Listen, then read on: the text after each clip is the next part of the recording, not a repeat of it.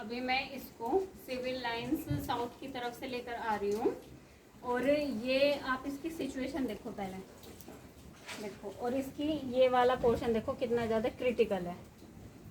ये वाला कितना बड़ा पोर्शन इसका बाहर लटक रहा है।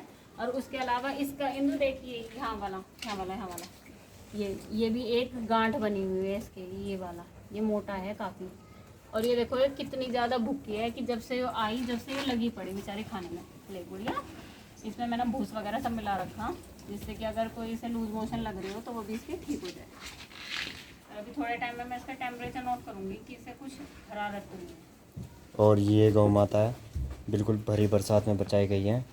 आप देख ही सकते हैं, दीदी ऑफिस से आई हुई थी और पूरा ये बारिश में भीगी हुई हैं। और एक भाई ने और मदद की थी इन्हें बचाने में। और ये देखिए,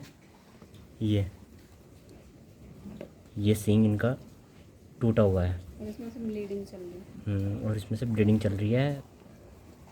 मारने वाले ने इतनी सी भी दया नहीं दिखाई कि मैं मारूं तो कहाँ मारूं, बस उठाया और बस लगा दिया। और ये देखें इसके जो जगह जगह ये जो धब्बे है, इसकी सिचुएशन ही ख़राब है। सिचुएशन ही बहुत ज़्यादा ख़राब है इनकी। अब ये देखो मैं किस तरीके की गौ माता को लेकर आती हूँ। आज ये मेरे पास खड़ी, ठीक है, ठीक खा रही, लेकिन इसके अंदर कितने रोग हैं वो इसे ही पता है या भगवान को पता। मैं कल ही इसको डॉक्टर को दिखा दूंगी, लेकिन मैं इसके अंदर प्राण नहीं फूंक सकती। जितना इलाज डॉक्टर कर सकते हैं इसका, उतना इलाज डॉक्टर करेंगे, मैं उसमें पीछे नहीं हटती। उसके अलावा इसे दोनों टाइम खाना मिलेगा, लेकिन मैं इसमें प्राण नहीं फूंक सकती। मैं इसे सड़क पे से लेकर आई हूँ, ये एक बेसहारा गौ माता थी। और अब इसको कोई बीमारी हो जाएगी या इसके जो भी फिलहाल जो भी बीमारी है उनका इलाज करवा दिया जाएगा। फिर भी दुर्भाग्यवश अगर ये बेचारी एक्सपायर हो जाती है तो इसका मैं अंतिम संस्कार भी कर दूंगी। अब इससे ज्यादा एक गोवंश के लिए कौन कर सकता है? तुम बताओ, तुम इससे ज्यादा कर दोगे क्या? जिसमें से एक धार दूध भी इसके नीचे नहीं है। बिना किसी लालच के मैं ये सेवा कर रही, और बाकी जिसे जो भी लगता हो वो मानता रहे, मुझे क्या फर्क पड़ रहा है इससे।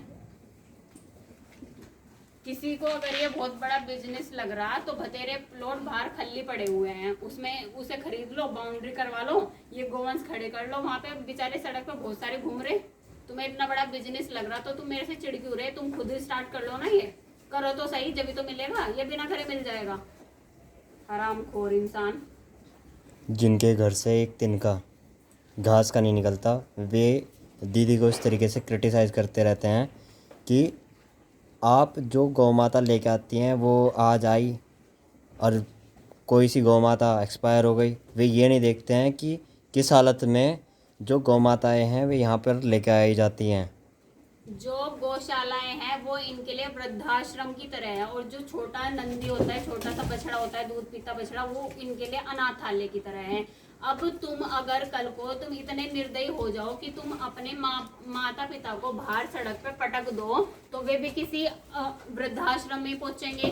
तो वृद्धाश्रम वाले जो इनको रखेंगे या कोई भी और अच्छा सज्जन इनको रखेगा कि चलो किसी के वृद्ध माता पिता थे ये, जो इनको सड़क पे छोड़ दिया गया, अब मैं उसकी थोड़ी बहुत सेवा कर लूँ। और उसकी सेवा के चलते चलते उसमें पहले से ही रोग इतने सारे हो रखे थे उन वृद्ध माता पिता में कि उसकी सेवा के चलते चलते ही वो एक्सपायर होगी। तो इसमें उस बेचारे की थोड़े ना गलती जो इनकी सेवा कर रहा, वो तो इनकी सेवा करने के हिसाब से ही कि चलो इनकी जिंदगी थोड़ी सी बेटर कर सके, लेकिन वो उन वृद्ध माता पिता के अंदर प्राण नहीं फूंक सकता या उनका डिप्रेशन नहीं खत्म कर सकता जिनको उन्होंने सड़क पर पटक दिया था, जिसके बच्चों ने उन्हें सड़क पर पटक दिया था।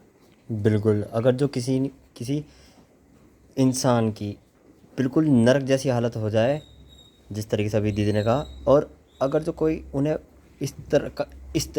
इस तरीके से बचा रहा है, तो वो किसी बेसहारा गौ माता के लिए या फिर बेसहारा माता पिता के लिए किसी स्वर्ग से कम नहीं है। और ये वाली चीज देखो, ये भले बेचारी यहाँ पे चुपचाप खड़ी, लेकिन इसका मतलब ये नहीं है कि इसके अंदर कोई डिप्रेशन नहीं है। इसको भी इस चीज का पूरा मलाल होगा कि जिसने इसका दूध यूज किया आज कहाँ है वो, और इसे कहाँ छोड़ दिया था। वो तो चलो इसका भाग्य बढ़िया है कि वो मेरे तक आ गई, लेकिन सारी गौ माताएं मेरे तक नहीं पहुंच पाती या मैं उन तक नहीं पहुंच पाती, क्योंकि मेरी कैपेसिटी सिर्फ 50 गोवंश तक की है, और वो भी माँ दुर्गा की कृपा से हो रहा है। नहीं तो मेरे बस की तो खुद की अपनी सांस लेना भी नहीं, अगर उस माँ दुर्गा की इच्छा ना हो तो। और रही बात उनकी जो इस सब का विरोध करते हैं, यो कौन सी सेवा हो रही, यो क्या हो रहा है, ये या ऐसे थोड़े ना कर लेते हैं। ये गौ माता है, इसे तो एक दिन में 10-10 धड़ी घास चाहिए, तुम इतने से मैं इसका पूरा पाट दोगी भाई, मैं इतने से मैं इसका पूरा पाट दूंगी, तुझे क्या दिक्कत आ रही। यो गौ माता वही है जो सड़क पे थी, तुमने इसे एक दिन का घास भी दिया क्या, जो तू मुझे कुछ भी कहने वाला बन रहा। पहले एक बार जाके सेवा तो कर, जब बताइए मुझे कि कितने में कितने का पूरा पड़ सकता है।